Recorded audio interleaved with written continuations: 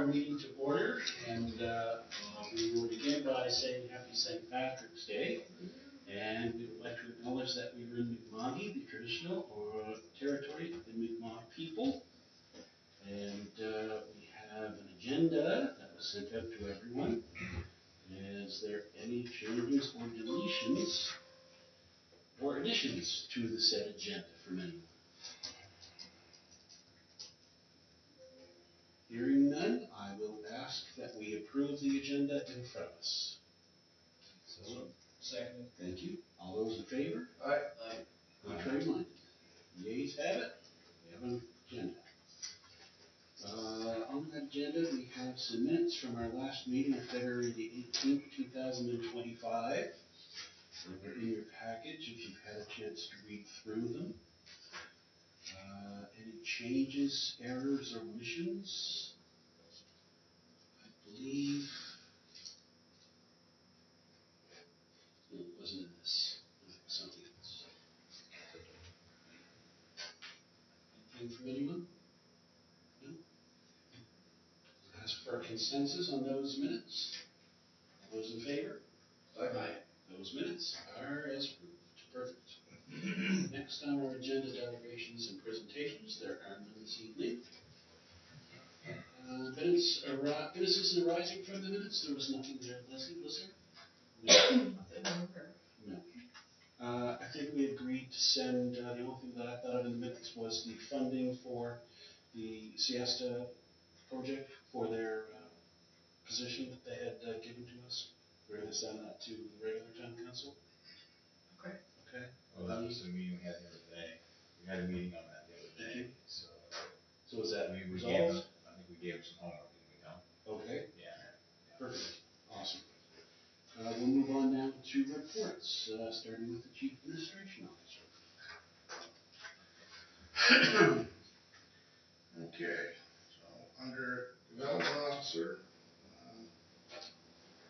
there were 2 development permits issued. One is 6 Birch Street for the construction of a 33-foot by 19-foot addition. 60 Montague Road, construction of an 8-foot by 16-foot addition to the existing garage and to allow for conversion of the garage into a single dwelling unit. So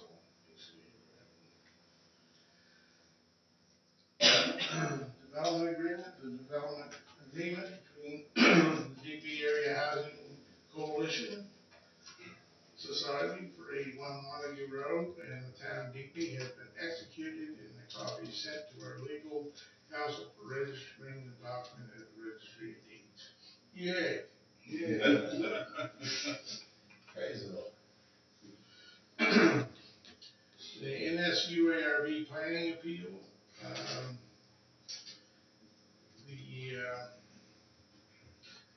the saga continues. The preliminary hearing regarding the appellant standing up as agreed parties was conducted via teleconference before the board on Wednesday, March 5th, 2025 at 9:30 a.m. No determination was made on how many of the 22 appellants qualify as agreed. The NSUARB applies a 500-foot measurement from the development site to assess standing, with only 4 appellants falling outside of this range. The board has encouraged the town and the appellants to reach an agreement. If no resolution is reached, the follow-up preliminary hearing will be held in 3 weeks, during which the NSUARB will render a decision. And establish hearing dates. It is evident that this process will be prolonged. As after the hearing, our legal counsel noted that the appellants seem to be gaining a clear understanding of the scope of the proceedings. Mr. Peck has reached out to extend an invitation for a discussion at our earliest convenience regarding the motion of the aggrieved in relation to matter M12061. call has been set for Thursday, March 13th, between our legal counsel and Mr. Penn. I haven't been in contact with our legal counsel to find out what, if anything, transpired. Building inspection for the previous month, there was 2 building permits issued. 32 Queen Street for renovation of apartments, an apartment building, and 6 Birch Street for an addition to a retail store. The following fire inspections were conducted: 109 and 111 West Street apartment buildings. Follow-up inspection confirmed that all deficiencies have been addressed and corrected.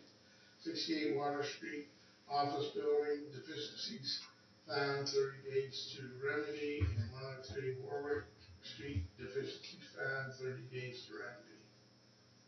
NSUARB fire inspection appeal. There is an ongoing appeal filed with the Nova Scotia Utility Review Board. Matter is M11944, Funny Restaurant Limited.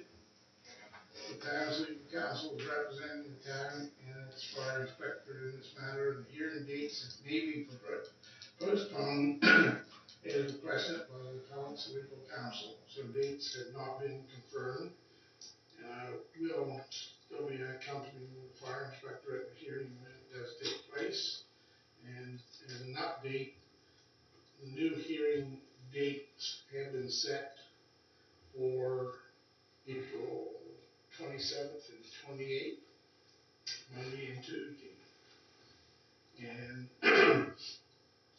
and the hearings are still going to be in Halifax, because one of the things that we had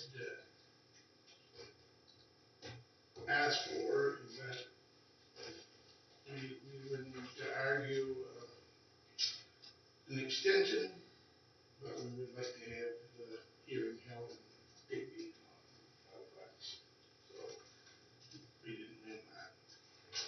However, fire department, no report was submitted from the fire department for the month of February at the time of writing this report. Office of the CAO, the tax sale by tender was conducted on March 4th. Bid number 30223978, Francis Churchill, Raggett Road. We received 1 bid of $2,500. The property was sold to the lone bidder. There's a 6-month redemption period on this property. Bid number 30231906, Kevin Ellis, 10 Carlton Street. We received 1 bid for $10,500. The bid was rejected as it did not meet the minimum bid requirements. The plan is to advertise the Carlton Street property again ASAP. So I would request direction from council on whether council wants to place a bid on bid number 302-32906, 10 Carlton Street, in the upcoming tax sale for tender process.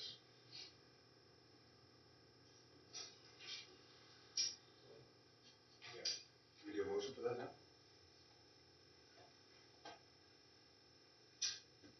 We'll entertain a motion. What's your motion? Motion that we place a bid on amount needed. What was it? Minimum bid. Minimum bid, 16. 61. 16,100. Yeah, it might have changed a little bit because there may have been more costs come in, but it'll be advertised in the new head. So, A motion on the floor. I need a seconder for the motion. I'll second it, third, fourth, whatever. Councilor Foot, thank you. Seconder. All right. Any debate on the motion? Guess I'd ask our intent, if we purchase it, is it to demolish? I would say that at that point, we still have 6 months redemption Okay. period, right, before we can Oh yeah. we can improve the situation, keep it tight, or whatever we want to do but we have to ask ourselves permission. Okay. And Would we put a stay on our own order as well? Would there be any complications with respect to that? Well, I'll discuss that Okay. Yep. with the leaders and on-site administrator. I think the only question I would have is if we gain control, we have to obviously secure the building. Do we allow him access to get in the property in the building at that point or no? Supervised access, I would think, right? Because once his hours, we can put locks on the door and doors and secure it. That's the, that would be the biggest thing, is to secure it, make sure that people can't get in it. Right. And, but if he wants to remove some of his personal belongings, then he would have to make arrangements so that we could unlock the door at all. So if you make the building secure or make any improvements to it, does that get added to the cost if within 6 months? Anything that costs us money. Yeah. Is also, he has to pay. for that Okay. as well. That's the same as any buyer any bidder that won the bid. Mhm. Once they get ownership, or not ownership, once they get the tax certificate saying that the tax sale certificate saying that they now have control of the building, but there's limits because of the 6 months redemption. And basically anything that they have to get permission from the town to do anything, Yeah. an improvement, but they need to document everything. So we'll say that they needed a new roof, and the buyer put a new roof on it. He would also have to, in order to redeem it, he'd also have to reimburse that owner. Yeah. That money as well. So in our case, our improvements would be basically securing the building. Yeah. And if Mr. Ellis came back, he would refund that amount to the town. Okay. Yeah. Sounds like the right move.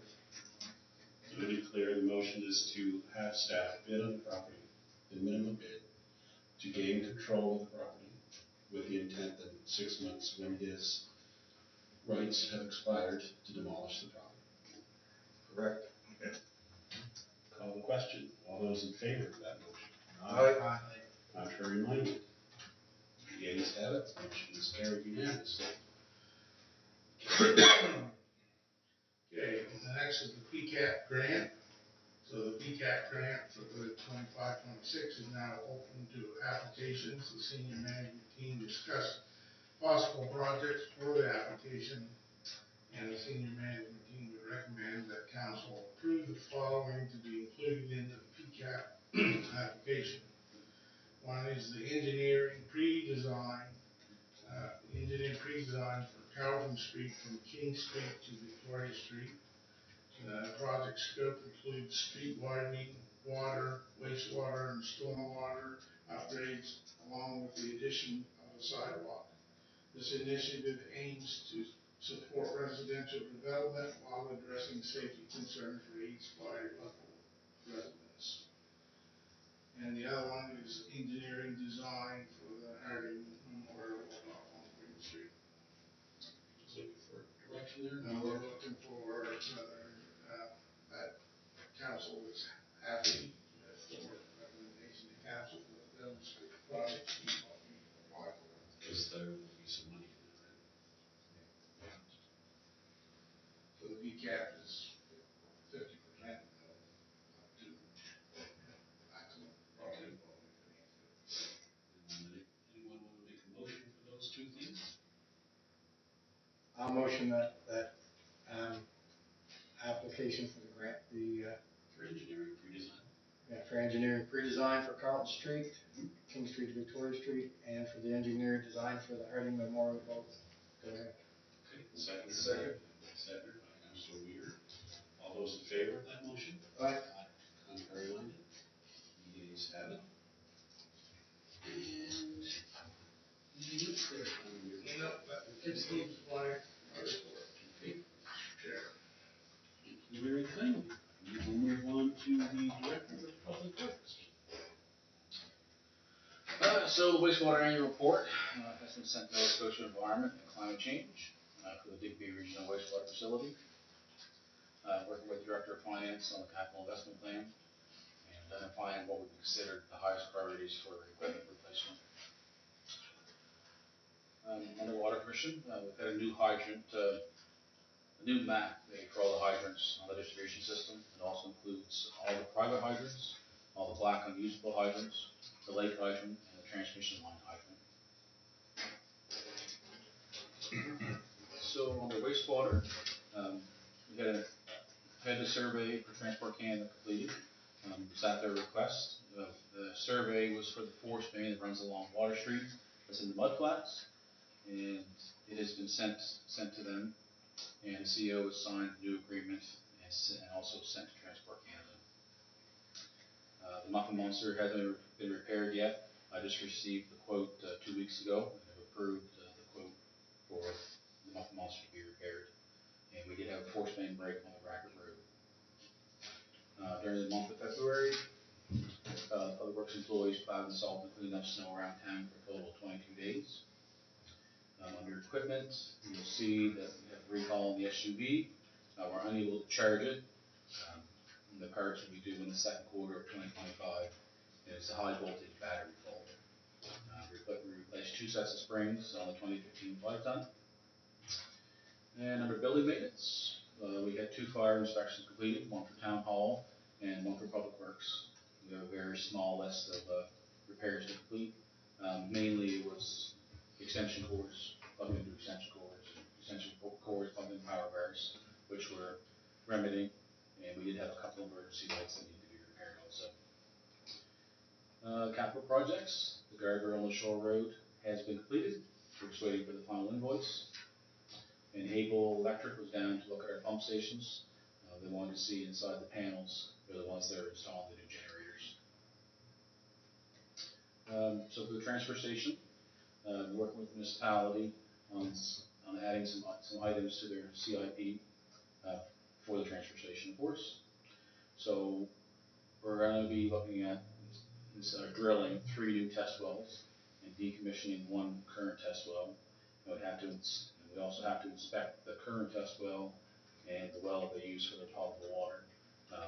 Basically, go right to the bottom of the well, you inspect the casing, inspect the condition of the well, the pump, and everything when we do it. We've also added concrete pads under the dumpsters, or potentially added concrete pads under the dumpsters. It's just to better protect the dumpsters and extend their lifespan. We're finding the bottom of the dumpsters are all rotten out because they're sitting in the mud constantly. So with a concrete pad, they'll be sitting in the mud, rotting out, planted wood. We've also added a 40-yard dumpster for treated lumber because they can no longer take the treated lumber at the C&D site as per the new guidelines. And I've also asked for funding for an 8-week summer student to work at the facility. Under safety, we have a fall arrest course and compliance base course. It's all booked for April 15th to 16th. I did discuss it last meeting, but the date hadn't been booked yet. And we'll have guests coming from our neighboring municipal units to the course.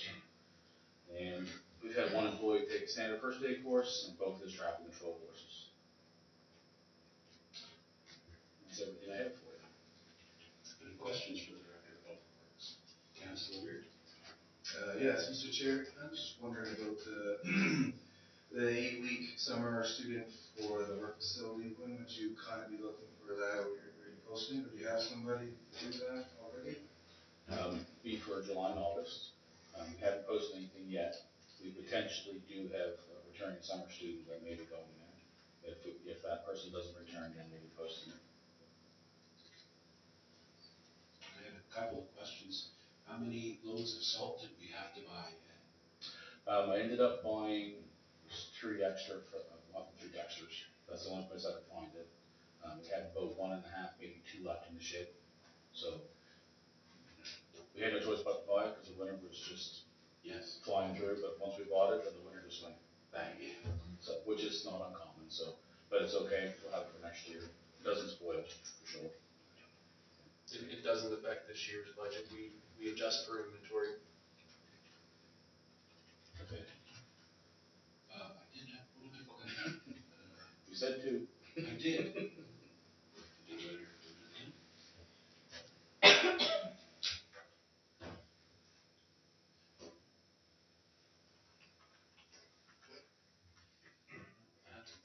Something I thought of a couple of days ago and I didn't write it down. Sorry about that. Okay, anything else? Oh, sorry, come go ahead. On the mapping, excuse me, on the mapping for the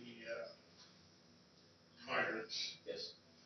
we're gonna have copies of that available for the fire department. I already have one well, so actually.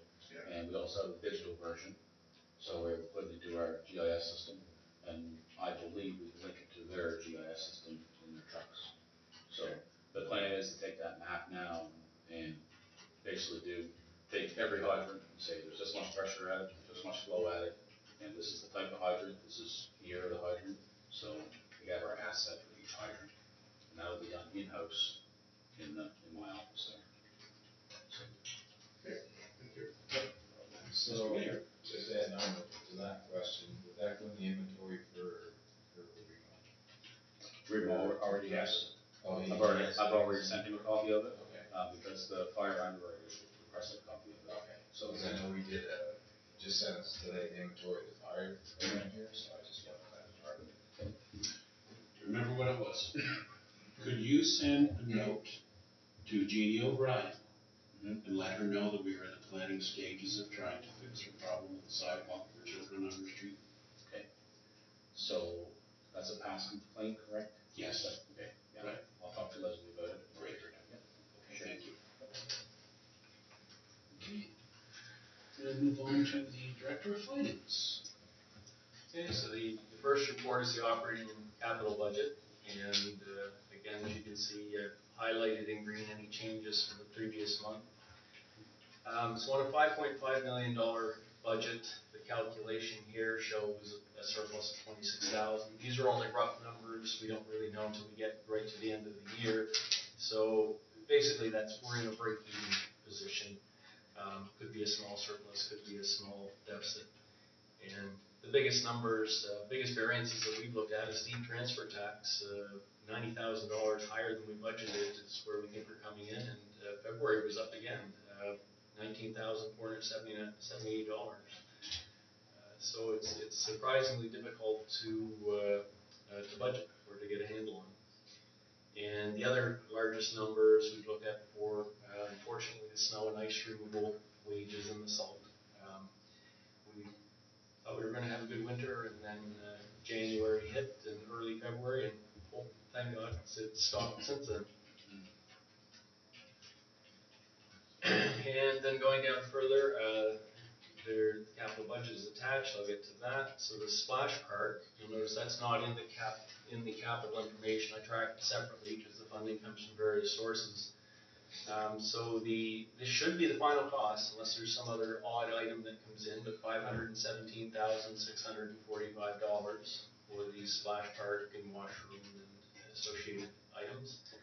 So the Splash Park Association, and this I believe includes the grant from the province, contributed $383,000, and community individual donations and some business donations, $87,000, and the town through our materials, labor, and equipment time, $36,000. So that left us with a bit of an overspend, still not enough revenues to cover it, and the municipality has said so far that that's what they're going to cover. In talking to them, I guess they didn't make an initial 30,000 flat out commitment. They made a commitment to cover up to 30,000 if there was a shortfall. So that's where it stands right now. And keep in mind, we had hoped there would be money left over because annually we're looking at almost $20,000 a year for the water charges for water and sewer combined.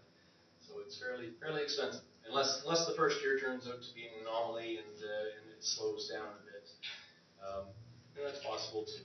We have heard that. there was a commitment at the time for ongoing fundraising too, wasn't there? I remember hearing that was, I don't know whether it was a commitment or we hoped to, some wording of that, if I'm remembering correctly. So and I don't know where that stands. I haven't talked to anybody about it. I'm not sure if anyone else has heard. Question over in the dark.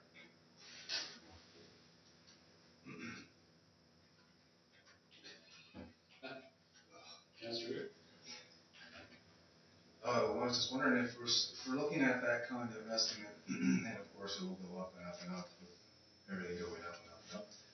Maybe we could look at making that specific days of use, Mr. Chair, not just full time whenever you want. It's easy to set. I was there when they were doing the whole electrical spiel and all. I was just saying if we needed to cut one of their, weekends for sure. During the week, Wednesdays, Thursdays, whatever, just an option came to mind. Go ahead, Mr. Nick. Yeah, Sharon is looking into that actually, so she will be adjusting this summer. Is there a, maybe Ed would know, I know there's a cycle to when things come on and off. Can you reduce, or I know the bucket will probably take the most water. Can you change the cycle so the water use comes down a little? Oh, yeah. It's a nice system. And, Councilor Weir's right. You can adjust everything by day, by hour, by minute, whatever you want. Yes. It's a very nice system. It was a good choice what they chose. So definitely you can. So there are some adjustments there, cost saving that could, okay. With everything comes adjustments, right? Yeah. Okay. Excuse me, could it be done that the park is basically on, but somebody has to be present to have the water actually running? Cause I've been by and seen it running with nobody there. So I can how see. it was set this year, I think it turned on at 11 in the morning and shut off at 7 at night roughly. So it's all a sensor inside the computer. Yeah. So you could, if I went over there and the CEO said to turn the water on, I know where to go in the computer and turn the water on. But you have to have access to the full panel to get inside to manually override everything. You couldn't put it so that if there's nobody in the park for 3 hours, it shuts itself down after a certain amount of time? It'll automatically shut itself down. Well, Yeah. okay, Yeah, there was a couple times that it stuck on, those are probably the ones you're referring to, okay, that the computer just didn't catch and the water just kept running. yeah, so is there a sensor that senses people in the park? Is that how No, it it's a works? push button, so when you walk through the playground, it's a big red push button, you have to press the button in order to turn the unit on. Okay. You actually have to hold it. Yeah, well, that's actually exactly what I was thinking, so that's great. Thank you. And I will add, first thing in the morning when it turns on at 10, 11 o'clock, whatever it is, if there's nobody in the park, it does one complete cycle when it turns on, just to fill the system. So that could have been a time you've seen it too. Yeah. That there was nobody there, it was actually filling the system. Okay. Yeah. Well, that's great, thank you. So the next page is the capital budget, and again, I won't go through everything in detail, really just anything new from last month that highlighted in green. And if there's any questions, I can answer them now if you'd like.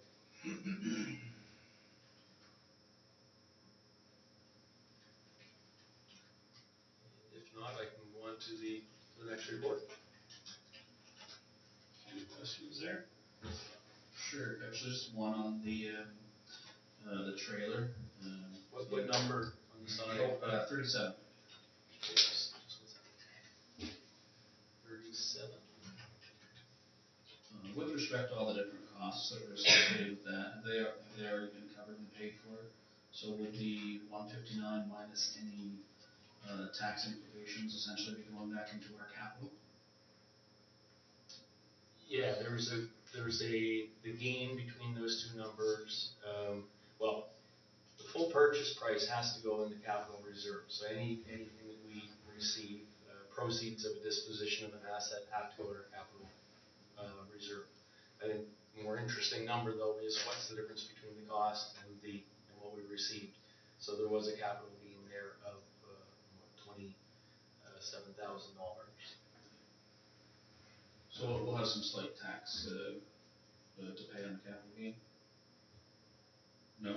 No, we don't pay tax. Okay, that's part of my question, I wasn't sure if we did. Oh, okay. Alright. I thought it was a strict question, sorry. No, I don't know how that works for a town. Caught on that too, coming from the business world, you're always looking for the Yeah. tax problem. Yeah, we're kind of lucky that way, that we're not always constantly trying to find the best way to minimize our taxes with CRA. Okay, good. Okay. Any other questions? No? Okay. Okay, so the next report, this is just the general report. So the insurance applications have been done for 25-26. I don't have the numbers yet. We did have a slip and fall accident in the parking lot adjacent to the health center on West Street. And we've notified our broker of a potential claim. We don't know a lot about the incident other than the phone call, and I've sent an email asking for details. The person doesn't seem to be very forthcoming with details about what happened. But it does indicate a risk that we're exposed to, and hopefully now the weather is clear, we're not exposed to it anymore. So the urgency to sign it or block it or whatever is kind of gone, but we should consider something at least for next year, even in the summer, if we, if there's bad areas that people could trip, either sign it that there's no maintenance, or provide the maintenance, or block it off until we can get an agreement with the health authority to take it over. But we should, and those are just three options. It's whatever council decides. But I just think, as is, no signage, no hands off. Maybe that's not the best approach. Maybe we should do at least something. Okay, I was gonna suggest that we do look into getting signage from the property, and probably sooner than later, unless we're, potentially considering blocking it off, but I do believe that it's a site that's used by, healthcare workers to park at. Well, it seems to be people visiting the health center seems to be the bulk of it, and maybe some of the staff, although when I talked with them, it's funny, the complainant said that the staff told them to park there. The site manager told me very specifically, they tell people do not park there. But I believe that was a well-rehearsed line, knowing that there's a potential insurance claim on the way. Okay. Would signage help us to prevent any future legal issues? Do we know that, the answer to that? That one might be more of a question for you.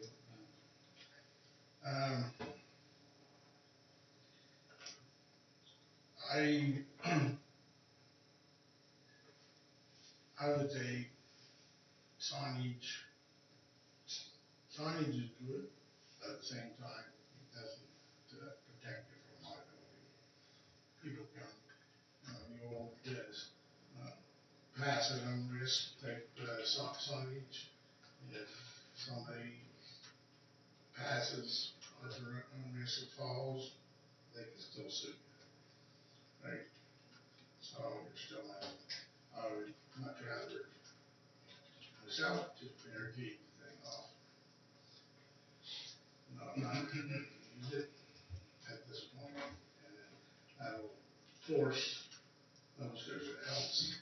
And the other issue is that the parking fees at the hospital now are gone or will be gone by April 1st. So there's no excuse anymore that I can't park over here because I'm gonna pay $4, right?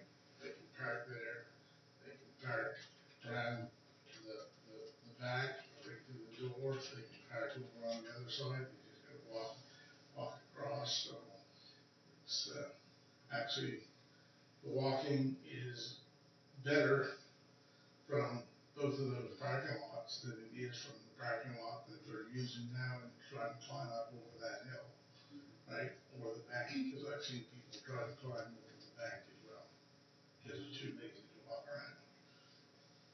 So it is a potential liability, even if we do post it and somebody does get hurt, we'll could still be liable. Would it, excuse me, would it, once it's blocked off, just out of curiosity, if somebody goes behind the barricades, do we still have a liability? Well, again, it would be the same thing, but the thing is, you barricaded it, right? And not allowed access, by just signing it and saying park it on risk and all that type of thing, you're allowing the activity to happen. You've done your best to try to eliminate it by putting a barricades across it, Yeah. right? I mean, they can still park along West Street on that side of the road, because that's where Tideview always parked. When Tideview was there, that was parking for Tideview, that extra wide shoulder that's there. And, but plus there was a sidewalk there, but when Tideview tore the building down, the sidewalk went with it. So that parking area is allowed? That Sorry, parking, Councillor Foot, I Oh, have I'm sorry. the mayor, then Councillor Weir, and then Director of Public Thank you. Works. And back to you. Go ahead, Mr. Mayor. So I was over there today actually, and there is quite a bit of staff parking there, other than my wife parked in there. But I parked in front of Tideview, of course, and I'm just wondering, can we make that maybe doctor parking only for staff with signs and you know, get hold of the health board to see if we can do it for the Nova Scotia Health and take the parking, because people are parking straight on where the Tideview was instead of angle parking. So if we mark those angle parking, you get more there. And then even if we decide to block it off, at least people know they can park on the angles there, right? And have your first handicap there as well. But I've been trying to push for signs over there, because today I witnessed an ambulance that was called there, and they pulled up on West Street and tried to get the doors down below. They took the stretcher out, tried to get the doors down below, they couldn't get in. So then, when I go around the block, see what was going on, they actually packed up their ambulance, they're up on the hill trying to get in. Then they went to the proper place, right? But they drove up the driveway, took out the stretcher again, reset everything, and then walked around to the entrance to where the handicap, the pathway was, so they could get up into the building. So there's no signage there for anything on that building. I think it needs to be addressed that, you know, this is not an entrance to the clinic. So where's the entrance to that clinic? Nobody knows. Yeah, but it's pretty bad when EHS doesn't know how to get into the health clinic. Right? So, maybe we need to inform them or bring up at the foundation meeting that we need some signage there for sure. But back to the parking, maybe, you know, if we block it off, do the angle parking, and then, you know, yeah. Councillor Weir? Yes, Mr. Chair. I was just gonna touch base on, Tom, and here's exactly what we were talking about in the meeting. The idea of the parking on the angle is great. You know, what I wanted to do was pave it and all that, but I see the thing, I looked it up afterwards, I talked to some people, you can still get sued by signs. No matter what you do, barricades, doesn't matter. So after figuring that out, I say maybe we take this to council again and maybe just grass that area. Get rid of it so it doesn't even be a parking area no more. Become the park, and then add in the nice parking like the mayor was just discussing, and then there's no need for any signs needed or barricades that look really bad, really. And it looks like we're trying to keep people out, that's why people like to get in. So, maybe we can take that to council. Director of Public Works. That's why they had what the CEO was saying. We do have, some of our parks and stuff are already signed no winter maintenance, and they were put up because of people trying to use them in the winter. So even if the signs are there and people are still trying to use it, at least you're doing your due diligence to say, please don't use our park too, right? And then, which I think is not a bad idea, and I think one of the councilors already asked if we should put signs there, so. And the other thing is about the parking along the old Tideview, we could actually paint the parking spots again. it's not gonna hurt a thing, not gonna cost us very much. We buy the paint, we have the sprayer, we paint twice a year anyway, so we could actually paint those spots again. And on an angle would make more spots. 100%, yeah, be a lot safer. Would it still be an issue, I know you're not insurance adjusters, but would it still be an issue if you service the parking lot and you maintain the parking lot, you pay the parking lot? But there is no set of steps, there is no crosswalk because that's their property. I still see a liability no matter what we do there. And I have to agree with Tom to say just stop using it. The parking on the street, we could improve. You Yeah. can see their little footpath there. Yes. Exactly what he's talking about. Yes. Because I've used it a dozen times myself, so. Yes. Right. Councillor? No, my question was just, do we plow the area where the old Tidy was, those parking spots? Basically, I would say, That's just plowed on the streets? Yeah. because it's part of the street. Just wider, that's all. Yeah. In the same part, plowing downtown, right? If people are parked there, then you can't, but you don't have to. But in general, that doesn't create a liability because we plow it? No. And I know sometimes people go to the hospital, they're way longer than 2 hours. There would be an issue with parking for 2 hours like it is downtown. No, wouldn't be any 2-hour parking there, so. Right. And I think, tenants from across the street, I understand, use it quite frequently and for all night parking and everything else.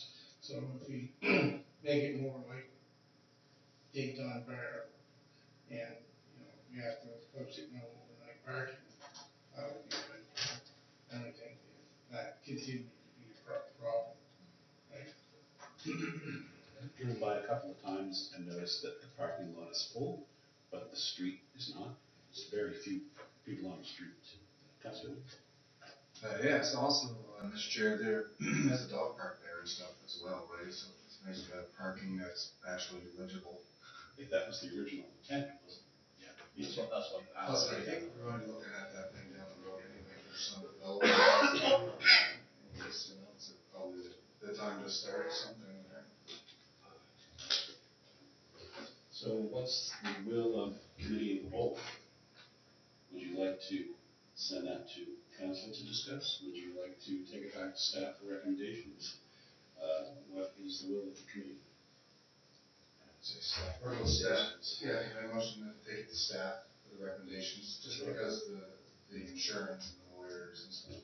Okay, then maybe bring it to council. Can we leave that with you and Director of Public Works and Department of Finance? Okay.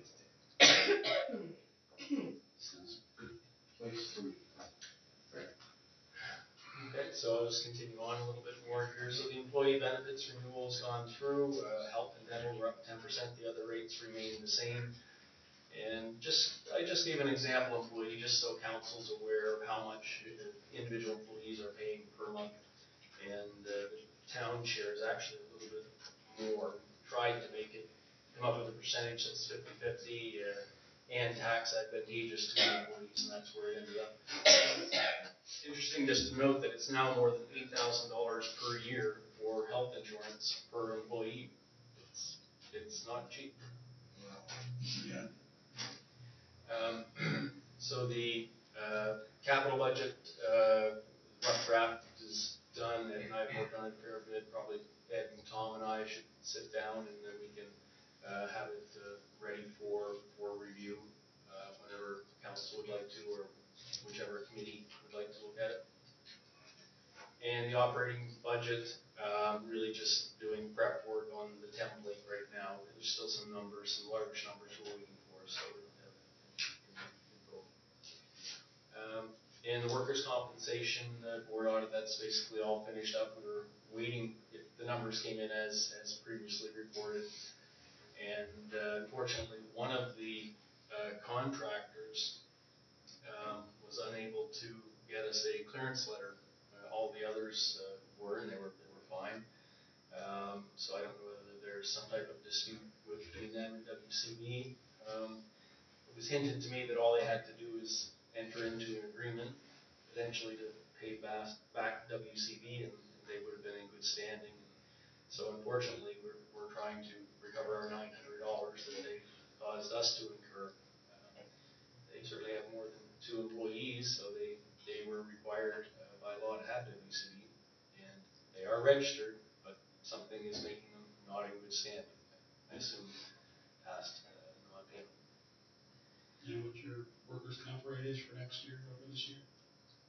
I guess 3.6, 3.8%. It's quite high this year. Maybe with your claims. Yeah. And the rental units up to date, tax sale, Tom's gone over the tax sale with you, and Mount Street done. We're just waiting for the holdbacks to release both on the grant and for the contractor itself. And that's all the main items. Unless there's any questions. Any questions for the Director of Finance? Do the holdbacks on the project have any effect on the budget overall, or? No, it's not going to, our cash flow is okay, and it's all accrual accounting, so it doesn't matter when we receive the money, or if we approve for it already, if we've received it. Revenue this year. Okay. Thank you. And the payment to the contractor obviously is a cost in this year, part of the capital cost, whether we pay it April 2nd or not. Okay, thank you. All right, that concludes our reports. I guess we need a motion to accept all those reports now. Grant, we have one in there for grant coordinator. Oh, sorry, didn't mean this one. No slight intent. Yeah, hers was just, we entered it. Was there any question on one of these reports where she's not here? No? Everybody's familiar with the property she's talking about? Okay, good enough. Go right ahead. Thank you, sir. As everybody can see my report, I started just the basic work on the transit feasibility study, and with the motion of becoming forward council, I will start working on PCAP. Big thank you to Director of Public Works, because I've already got some numbers already for Carlton Road, so that's great. It's very, very helpful. They're not due until the end of April. What a lot of, just for information purposes, grants with the province have a due date, and they will not look at a single grant until the end of the due date, until they're all in. So there's no importance to getting it in early, because they won't look at it until the due date. So just so people know that. Doing a lot of work on some grant progress reports, which are fairly involved. So that's quite a bit of my workload right now, and we do have some grants coming at the end of the cycle. So those 2 PCAPs, we actually have a PCAP from the previous year, and it's always best to have those final reports in before you ask for more money. So I'll be doing the final report even though it's not due until May, because the new PCAPs are due in April. So I did some covering for executive assistant downstairs. I just wanted to make note to everybody, while the executive assistant away, accounts payable clerk and tax clerk helped a lot answering the phones. So that was a really big help, and I thought that should be known, that we all pull together when there's absences.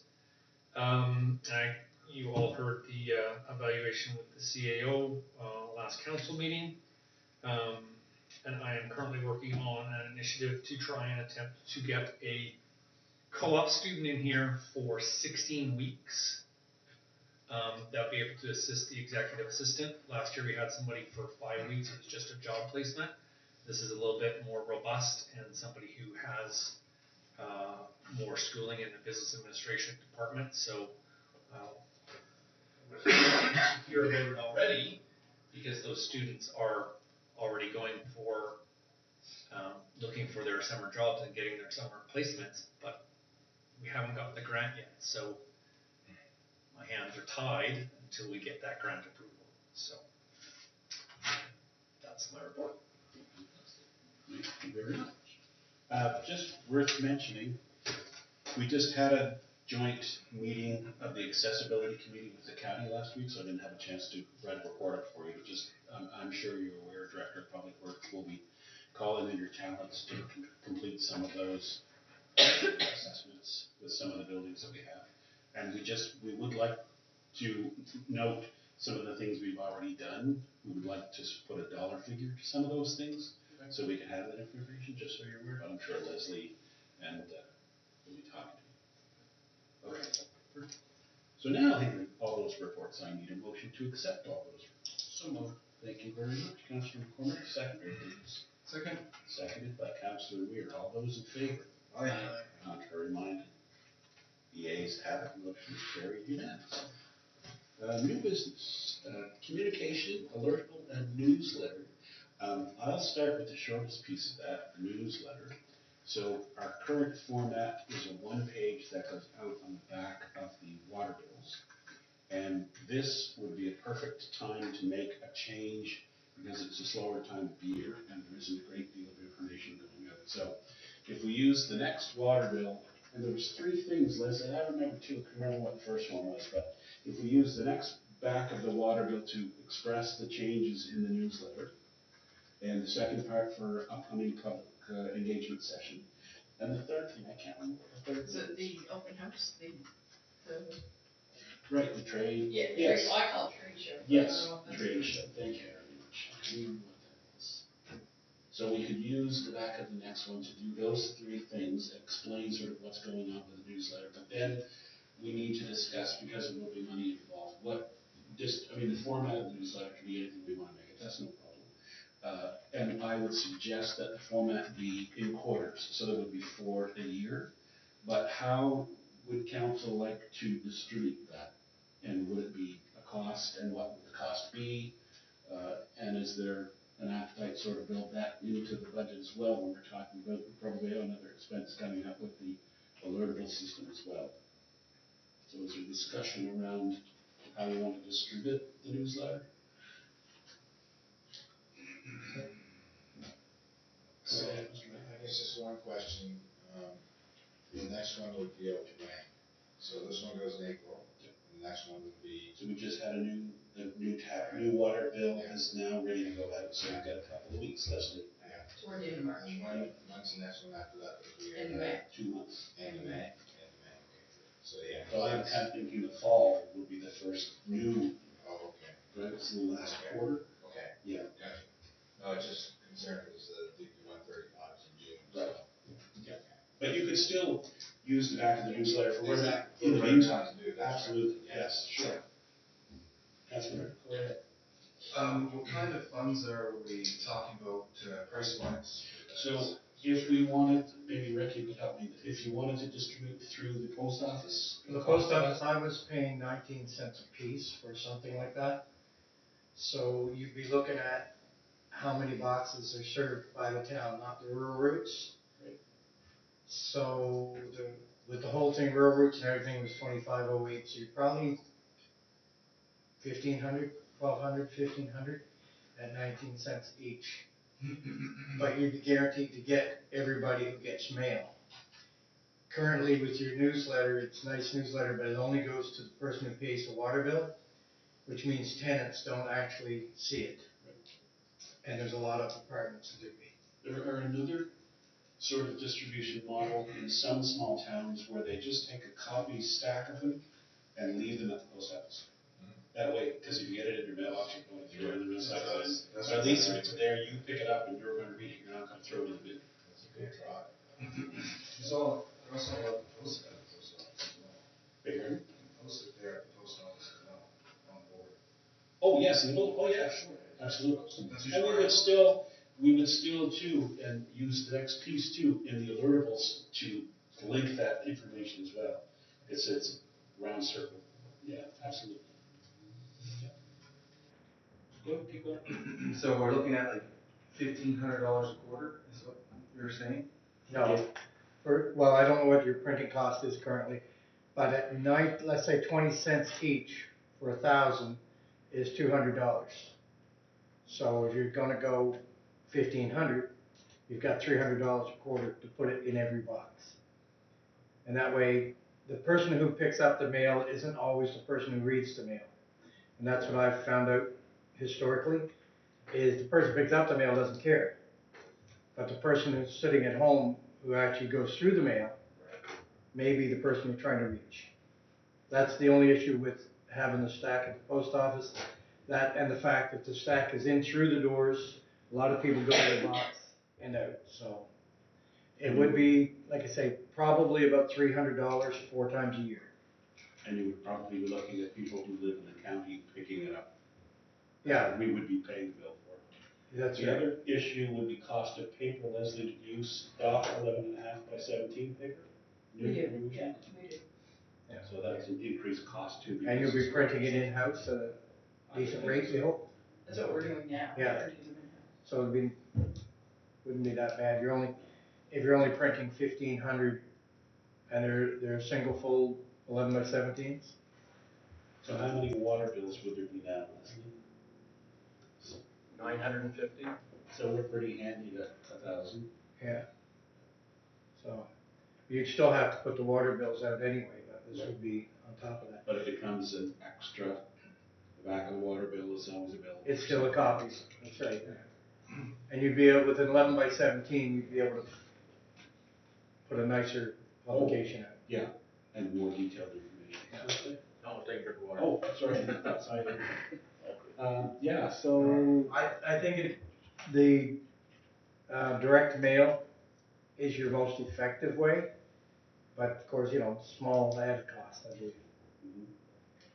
And since you're already designing it anyway, correct? yeah, it's just a matter of filling the information in. So Yeah, there's no extra charge on that end. I would like to see, we have a whiteboard. Somewhere in this room, have a whiteboard so that if you're in a committee meeting, if you're in a committee of the whole or a regular council meeting, you can jot an idea down on the board and we don't miss something. For newsletters. Because you'll say, email me, right? A lot of times I don't get the email and I forget. Yeah. And someone, oh, did you put, no. Oops. So, Yeah, just to make it easier to gather the information out. Yeah, for sure. So I guess it's an expense, I guess we'll send it to town council to talk about the cost and putting it in the budget. Yeah. Go ahead, Councilor Sheehan. Maybe even when we do bring it to council, we could just do it on a trial basis and see how it goes. See how people actually enjoy it, see how much is in the garbage. I think you're still gonna get people throwing it in the recycle bins, but you're not gonna get everybody here. I mean, it's one tool that we're trying to add to the palette, right? Yeah. Adjusting again. Absolutely. Yeah. And you will have some people who have no flyers on their post, on their box, and they're just about impossible to reach. No matter what you do, those are the people who don't take it home. Right. Anyway. Okay, motion to send to council? I'll move that we send this to council. Thank you, Councilor McCormick, seconder. Second. Seconded. All those in favor? Aye. Contrary minded? The yeas have it. Motion carried. Okay, alertables. Who you want to talk I have a little video if you want me to show. Oh, yes. Great. Absolutely. And if anybody would like to actually see it on the phone, I actually have what she's gonna demonstrate on my phone. Because I live in an area where alertables being used.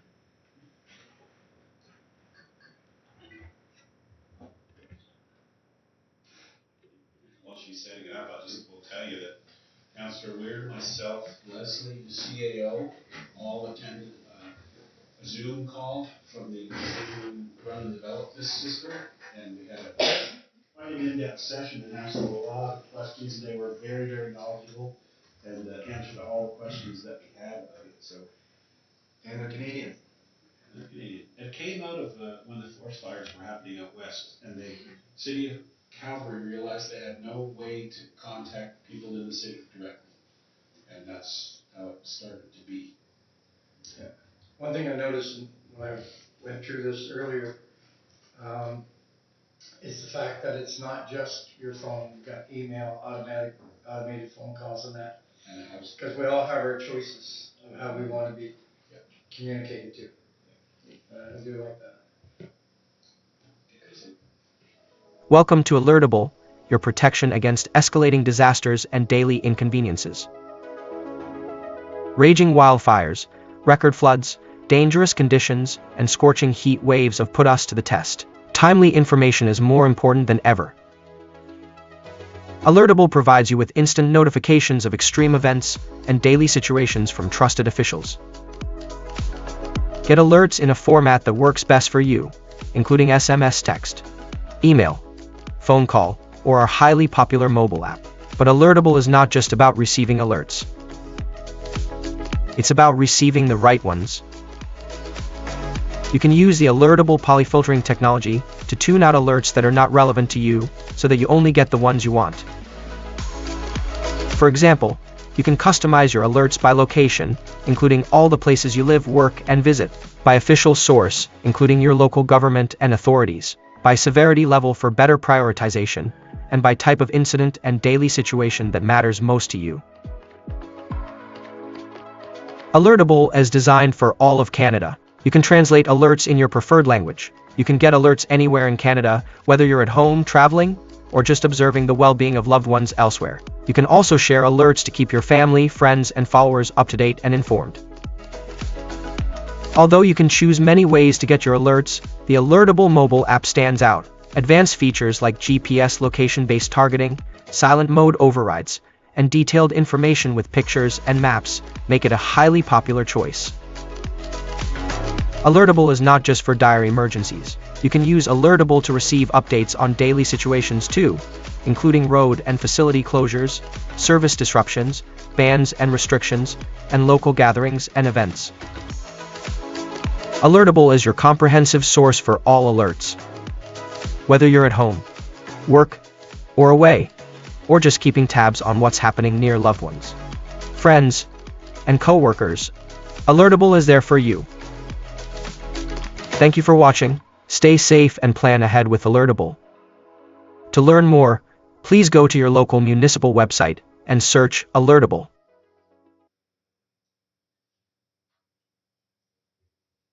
Some of the questions that we asked them were, because we're small, we're at a location, and they leverage geoscience. What if we had a water main break just in one specific tiny part of King Street? And he showed us. He said, yep, pulled up a map of the town, and he said, yep, if you want to suggest from here on King Street to here on King Street, you could say that's the area that has the problem, and it will show exactly like it would on a geographic map. And to be that specific, he also said, because you're a small town, it wouldn't sort of, not something I would do, but I would suggest that if I signed up for it, I only wanted to know what was going on my street, right? I mean, it's a pretty small town, I'd want to know what's going on in all the town, but those are the kind of specifics you can get with the system. You can actually be very specific on what you want to know and how you want to know it. And the other sort of bonus was that because we have a lot of people that are of a generation that don't use a lot of technology, it will still send a message to a home phone on the wall. So someone will hear a recorded message that says, boil your water, or whatever the message is. So that was sort of big. The drawbacks to me were, and they admit that that's part of the problem, and they help you with it because they have packages that will help you get people signed up for it, because it's only as good as the people who sign up for it. And when you have a house phone only, they will call a house phone to make sure that that's your number, because there's so many scams and things going on these days. So that's what they do, is they suggest set up something at the library, set up something at a trade show, set up something at, so that people come in and, okay, we're gonna gather your information, you want it, okay, great, what's your name, what's your phone number, blah, blah, blah. You set all the information up so that when you say to them, okay, we're gonna enter it, and when they call you at home, this is who's going to call, and they're gonna ask if this is what you want. If you say yes, great, because they wanna make sure that the people who have signed up are actually people attached to the phone number. So that's kind of thing too. The other sort of thing is that I said, we're in a small town, we have no newspaper, we have a local radio, there's no coverage, there's no person here anymore. We have no means of getting in touch with anybody in a broad sort of old-fashioned media sense. So this is sort of a tool that we could really use to take the newsletter and send the newsletter out once a quarter electronically, backing up what you've actually physically mailed or sent out to everybody. Boil water orders, whether you have a water main break, whether you have something else going on. There's also a sort of flip side of it too, for you, Ed, that you can use it for staff. So if you want to send out an alert just to everybody on your staff, to their phone, to a text message, to, you know, you said, they said, oh, I need all hands on deck, we have a water main break on Main Street. You could do that. That's another sort of side of it. That's pretty cool. Yeah, so it's quite sort of malleable to whatever your situation is. Yeah, Councilor Weir. Don't forget the best part, it has all the memory from before, every single thing that's out there. And, for example, if you opened your email, we know you did it. You know that this was going on. So if we sent a message out that said we have a meeting for the committee of the whole on January 1st, and 6 months, a year later, you said, you at this meeting said whatever, and I didn't get a message that said you had a meeting. You call these guys, because they keep everything indefinitely, and say, this phone number, did the message go to this phone number? And they say, just a minute. Yep, and here's the proof, it went to this. So you actually have proof that that phone had that message and it was written. So it's kind of handy to, you know, it might come up somewhere in litigation, you know, but it's nice to have. Yeah. It's awesome. When it comes up, if it's dialed to a phone, does it come up as Town of Digby? No. The call display? It comes up as their phone number.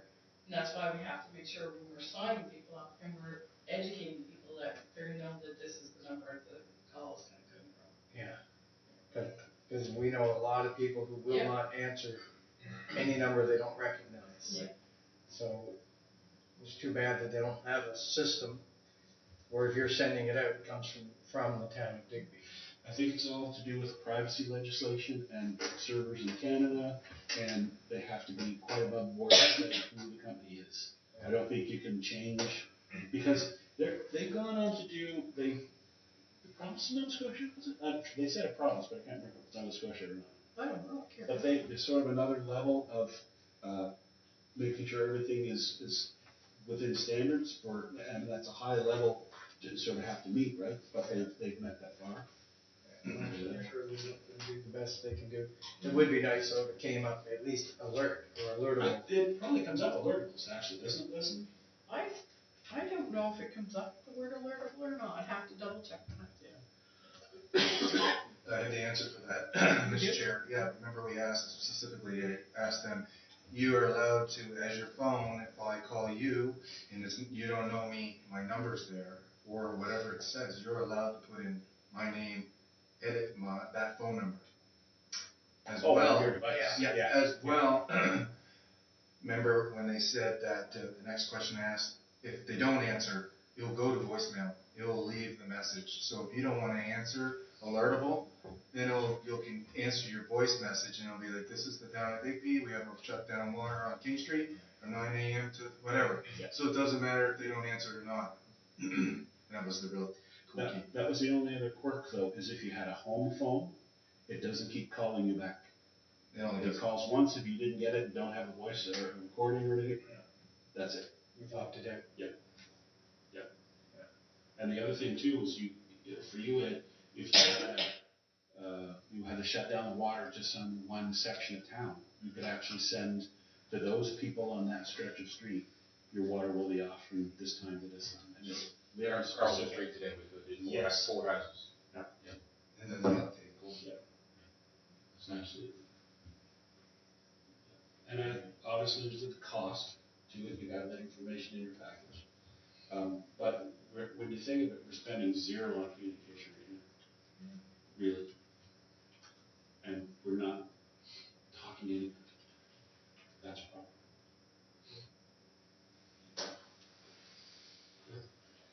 Also, Mr. Chair, we're adjusting on things, so if this doesn't pan out, it doesn't mean anything. It's going to be a really good trial basis, especially with the upcoming events we have. So this is perfect time. There is Leslie, you remember the time? It's not just okay, we want the service. There's some time they need for setup, isn't it? To set up, they have about 2 weeks, he said, to set up the full application. And we're sort of suggesting not the very first level entry package because we would like more than one user. It's the next one up that we're looking at, which if you because there's a one-time fee, you have to add users, so it's in the package that you want anyway, so. Can I make a motion to approve the economy pack? Are we support on that, just to trial base it, see how it goes? Sorry. To council. Send that. Yeah, to council. Yes. We have a seconder for that motion. I'll second. Okay, I will wait for Councillor Foot to return to the room before I call the vote. Is there any other questions on that system? Mr. McCormick, anything that you sort of wondered about?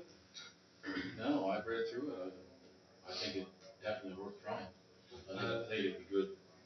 The town of Yarmouth uses it. I spoke with Pam Moon, the mayor, and I spoke with our communications person.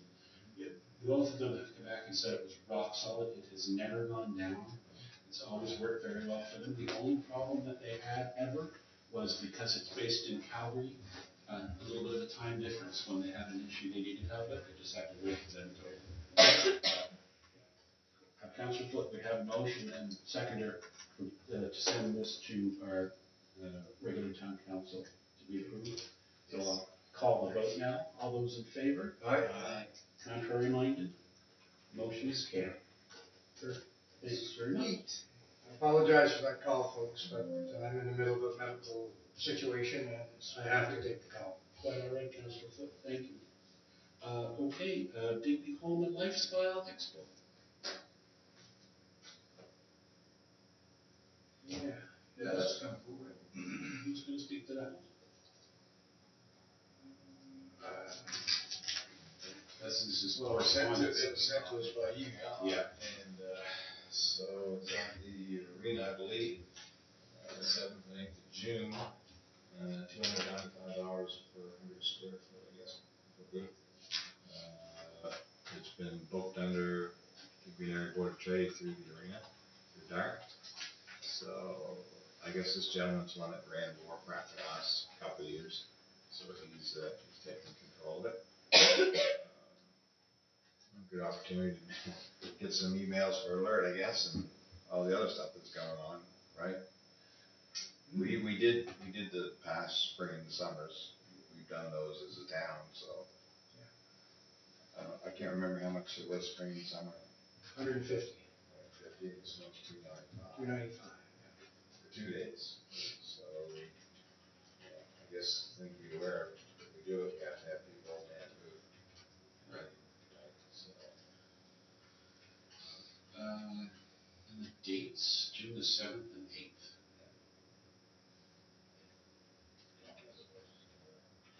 Is it not same dates as Lobster Bash? Not July. So, That's that's July. July. Right. Yeah. Thank you. If I could just point one little thing out, under cancellation policy, on section 8 there, you'll note that, says, I'm gonna take off my glasses here to read this, sorry. Use the plus. If the show producer cancels the show for any reason, in no event shall the show producer, no, that's not. Yeah, if I could only be, oh, okay, here, above that. Failure to appear as, oh, darn it. I'm sorry. Anyway, under their cancellation, I read that there was no refunds for any reason.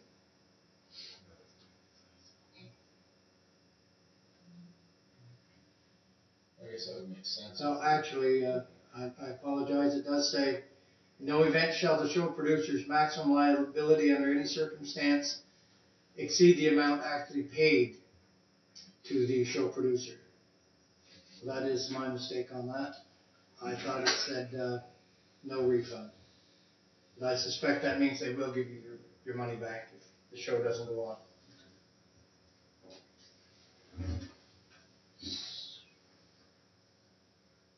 Go ahead, Councillor. Mr. Chair, do you see a time on this?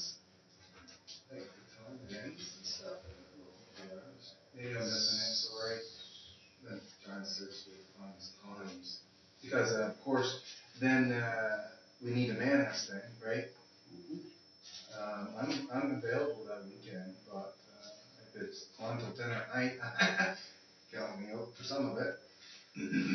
me, they only go until 3 or 4 in the afternoon. Yeah, that's what I'm kinda trying to find out Yes. here, but people get off work and stuff and, you know. Also, I was wondering, I know I was listening in on a few things one time, and, did we get a really cool tent that we can set up for this? I know somebody one time was looking into that, I'm not gonna say names. We never did purchase a tent. Yes, we Not You- the tent that you were, you did purchase it? I purchased a tent, Oh, I was gonna say names. a 10 by 10 tent. Okay. This is exactly what I was looking for. There you go. So we could use that then, eh? I'm not sure it's gonna be here in time. No. Great. So these spaces are 10 by 20 booth space, and I would imagine like spring and summer, they set the booths, they'll There'll set be- the booths up. Oh, I'm sorry, they will be 10 by 10 from what I saw. 100 square feet. 10 by 10. $295 for 100 square feet. Price breaks for larger spaces.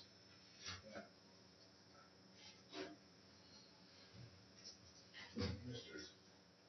Chair, the district CEO did reach out to me last week and to find out whether we would participate or take a booth. We had discussed, council didn't discuss it. Not until after tonight, but council, they may be considering it, and but others, but they are probably considering it. I think one other, was it the spring? Spring and the summer? Yeah. They do a joint booth. We did the first two. I believe so, I believe they took, a booth with nobody next door, so that have 2 faces, which you can ask for. I am a big supporter of shows like this. If they can get the turnout at the prices they are charging for booths compared to what was charged before, they may have an issue getting the turnout. And I don't see here anywhere where it mentions if there's a fee at the door for the public.